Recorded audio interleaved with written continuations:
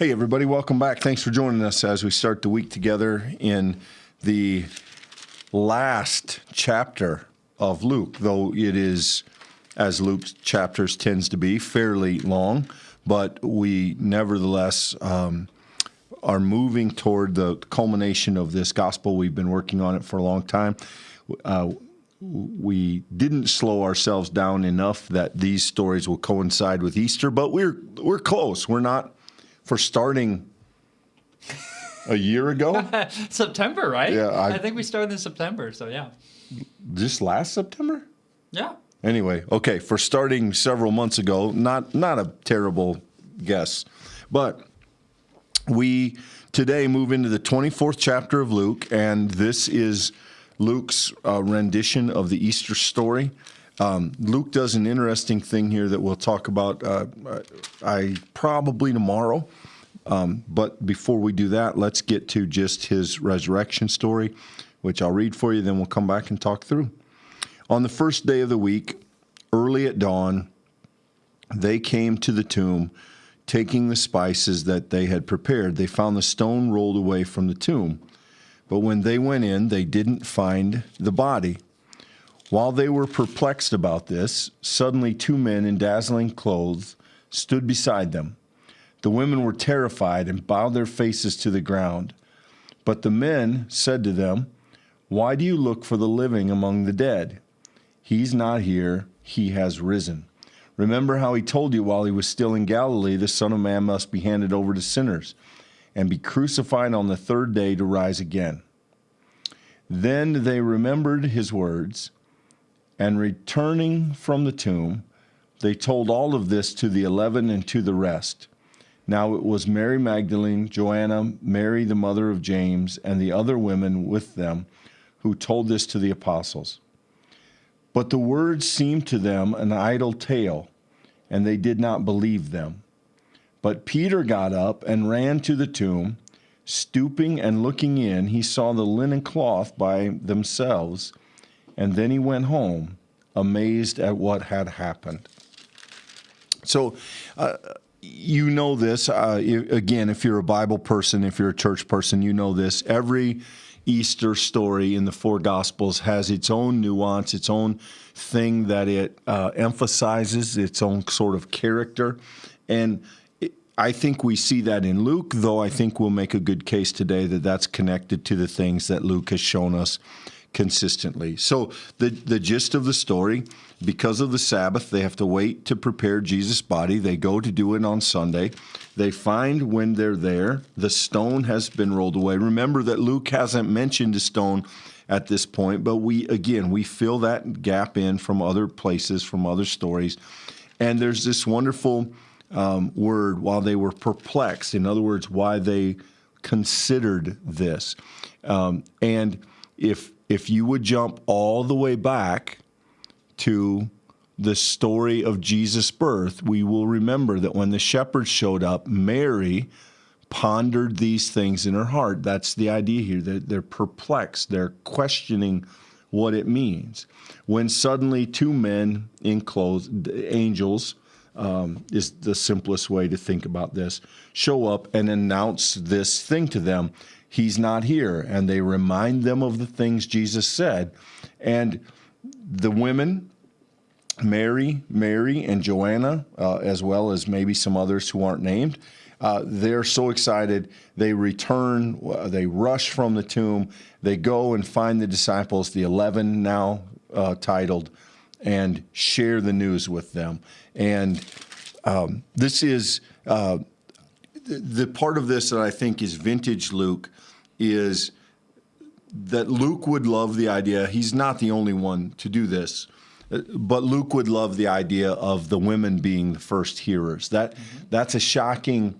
It doesn't sound shocking to us because we're familiar with the story. It really is a shocking development in the story itself that the first witnesses are women who, with apologies to our female listeners, are not in Jesus' day considered reliable witnesses in regard to kind of testifying and bearing witness. So the idea that it is women who carry the news to the disciples is, I think, a detail that Luke would have leaned into.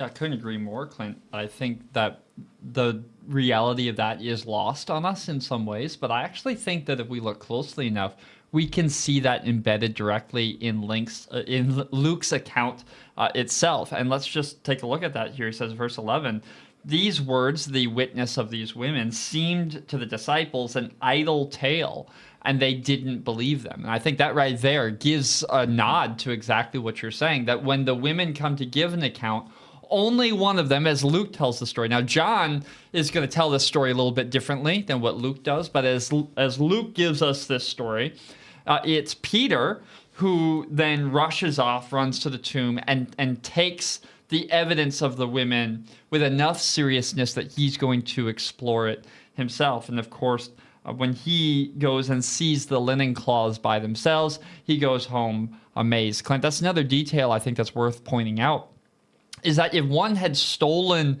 Jesus's body, as was a very popular thing to claim in that first generation of believers, then there would be no linen cloths left in the tomb. One would not take a body out of the linen cloth. So the idea is, not only is there no body, but the thing that was wrapped around that body remains. The cloths themselves are left in the tomb. And so this is another evidence that would have been on offer to the fact that something had happened besides some sort of trickery or some sort of grave robbing. No, in this case, as we have just farther up here in the text, Clint, we, the reader, and our questions about the authenticity of this story are really answered in some of these details. And then we are asked the same question: why are you looking for the living among the dead? He's not here. And that becomes, I think, for Luke, not just the question offered to these women, but the question offered to all believers after. Why are you looking for the Jesus who is not dead but continues to live? That's the promise of resurrection. It's the first word after the word of death. This resurrection narrative, and all of them, all four of the Gospels' versions of the resurrection, I think really bring us to the same point, Michael, which is to say that there are lots of questions, and if you want to filter these stories and look for differences between them, you will find them. You'll find different details. That's troubling to some people. I think we'll have a conversation probably down the road a few days about what that does and doesn't mean. But I think in the upside, it keeps us from the idea that we understand exactly what's happening here. It keeps us from the idea that we can make sense of it, and that we can fit it into a box, and that we can, as if we need to defend it. The gospel tells us a very mysterious story about this man called Jesus, the Son of God, through the faith of the text, that goes into the grave as a dead person, a dead man, hung on the cross by people who knew how to kill people. And yet, when his people go looking for him, they find not death, but the promise of life. Why are you looking for the living among the dead? And we can use that as a springboard, but I think the mystery of the story is preserved in this kind of less than perfect symmetry between all the versions of it. It is supposed to be troubling. It is supposed to be shocking. It is supposed to be confusing. And ultimately, rather than proving our way to it, it becomes a decision of faith. We believe this or we don't believe this. We put our trust in it or we don't. And I think Luke gives us a beautiful example of that. These women, they take this newfound joy. They take this story. They have seen angels, and they go and tell the disciples. And the disciples say, that doesn't sound right. They seemed an idle tale to them, and they did not believe them. Fascinating that right here in a resurrection story, the first recipients of the story do not believe it. And so if that's true in the moment, Right. we can't be blamed for bringing some questions to the text. But ultimately, those questions are not answered by details. They're not answered by word studies and symmetries and interlinears of the four Gospels. They're answered by faith. And I think the Gospel writers do a really nice job of pushing that question on us. I think that there are some details of the story that are invitations to us as the reader as well. And I just want to point out one here right from the start. Look at verse 6. Remember how Jesus told you while he was in Galilee that the Son of Man must be handed over to sinners, be crucified, and on the third day rise again. That's a powerful word, remember.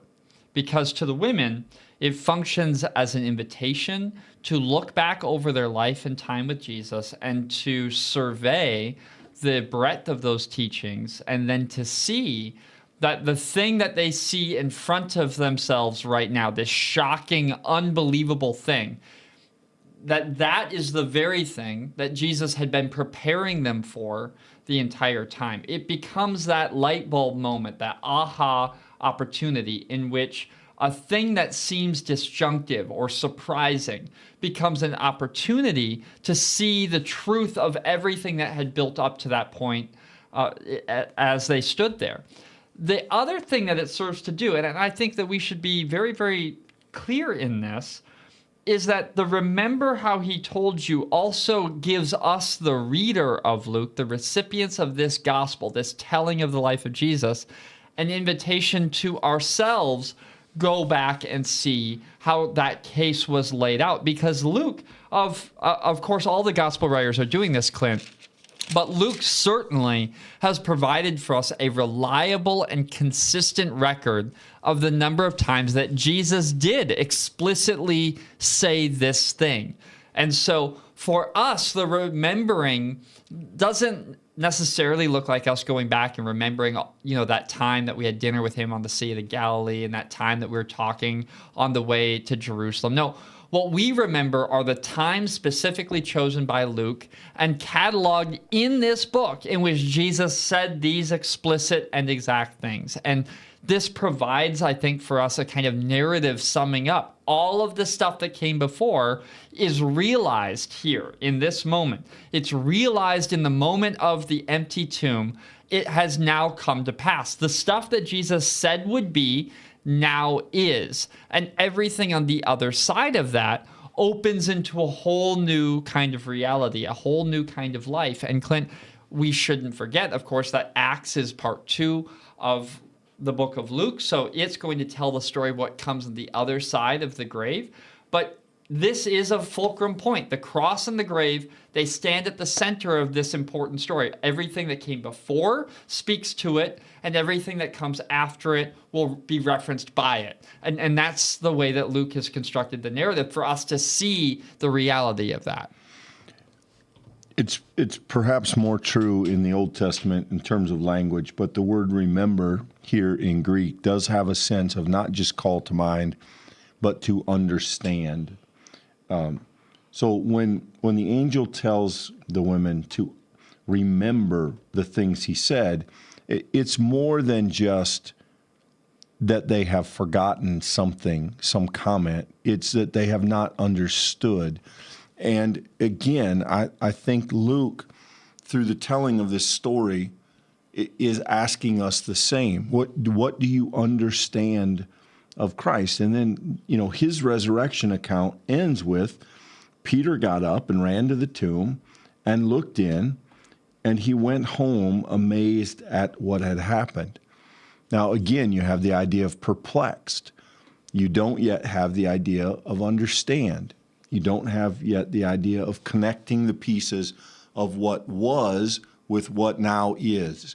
This is an entirely new reality. This is unique. This is novel in human history and certainly in human religion and faith. And so these men and women are now on uncharted waters. They are navigating a thing that not only did they not expect, they don't yet understand. And so,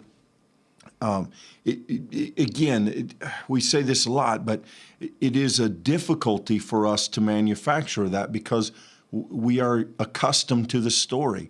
And as we get accustomed to the story, sometimes it loses its ability to floor us and to just perplex us.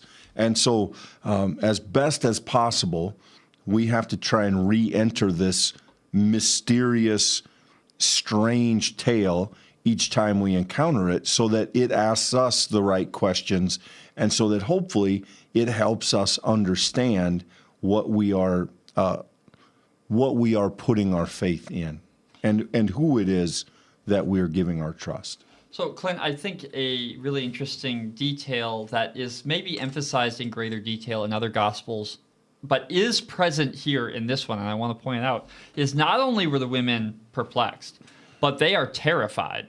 They are afraid. And I think that fear, that emotional response, is absolutely the kind of response that any reasonable human being would have in the face of an empty tomb. It recognizes, Luke wants us to know that this is an unsettling experience. These uncharted waters that you speak of are not taken lightly by the gospel writers. They don't gloss over it. They don't expect you to hear this and to think to yourself, well, obviously, if we think that, if we get to that conclusion, I would make the argument that we have been inoculated to the shocking nature of this message. The idea that the gospel writers want us to know that in the face of what should be death, there was life.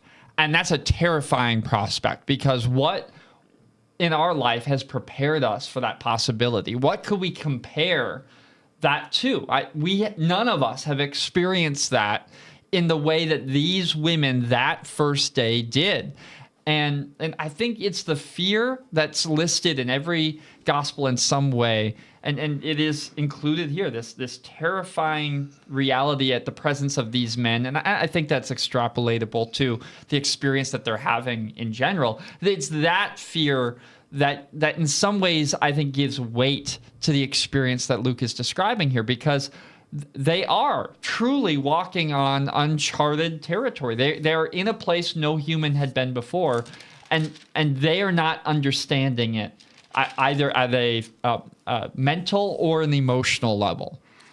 Yeah, and it's not the last time we'll see that word. We'll see it again when Jesus appears to the disciples. And the other thing, I suppose there's a possibility, Michael, that if we thought about it, it would surprise us. You know, Luke has taken 24 chapters, 23 and a half chapters to get us to this point. This has been where the story is heading. Luke writes long chapters. He's given us stories, he's given us speeches, he's given us all kinds of these various aspects of Jesus' experience.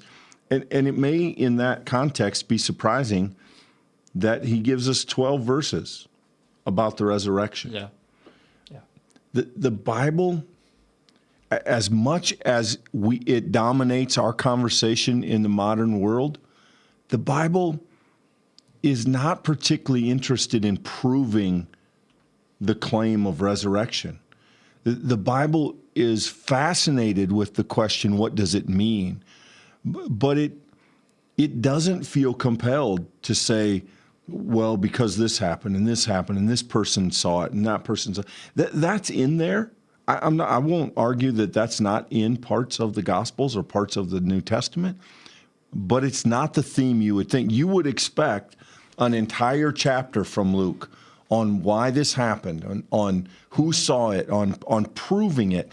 And because it's a faith question, I really believe it's just not something the Bible has a great deal of it, not something it makes a great deal of effort to quote unquote prove.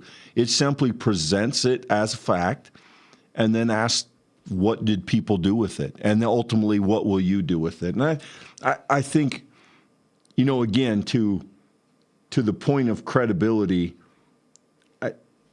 it's not how you would do it if you were trying to start a religion, if you were trying to, I just think the character of it is very interesting. And unfortunately or fortunately, I don't know which, it doesn't always answer the questions we might prefer that it did. Clint, I think that's an absolutely essential point, and I think I would only add to it just by way of illustrating it. In this text that we have here in front of us here today, note how little of it is narrative, how little of it is descriptive, and how much of it is people. It's naming the women, it's naming Peter, it is talking about the things that these women are doing. How often Luke is dedicating the small amount of time that is used to describe the resurrection and is telling us about some disciples' encounter with it, some response to it. It's relational and it's personal. It has a name, each one of these people in their story. I would argue because while the New Testament is certainly trying to provide for us a reliable account of Jesus' death and resurrection, it is also simultaneously trying to introduce us to the men and the women, and in this case, first the women, who will be our mothers and fathers of faith, the ones who pass on the good news, the reliable witnesses who invite us to consider what will be our response. Will we respond in faith to, of course, in terror, but also with amazement, and then later in deep faith to respond to the empty tomb and for that to become the living, beating heart of our own faith and life? Is how will we respond, to your point? And I just think, while we might be interested in answering what might be the modern questions of the text, the scientific stuff, the logistical, historical stuff, that interests us, and that's fine. But we should note and even should be challenged by the biblical writers who were answering different concerns. And the concerns that they're answering, I think, if we hear them rightly, are maybe the deeper concerns of the faith. And I think, Clint, that if we are willing to see the brevity of the text and understand the importance of the people in the text, it might also empower us as we move further into Luke. And then, of course, if you would study the book of Acts, you're going to see how personal the response to this gospel was for each and every one of these men and women, and the way that it transformed not just their world, but ultimately it's this moment in their faith that will translate, or that will rather change the entire world. And Luke wants us to know that it's all connected down the line. Yeah, and I would say, Michael, to give maybe a commercial for tomorrow, that perhaps the best example of that is the passage we will look at tomorrow, in which outsiders, and to my remembering, Luke is the only one who does this, who takes outsiders and gives them a resurrection experience. And so I think our text tomorrow will definitely follow along those lines. We certainly hope that you will join us for that. Maybe the easiest way to get those notifications is to subscribe, hit the bell icon for every time that we will have one of these live streams. And then, of course, give this video a like. The resurrection story helps other people in the midst of their own studies of Luke in all of the years to come. It'll help them find it, and hopefully it will also be a help to them. Thanks for being with us here today. We will see you tomorrow. Thanks, everybody.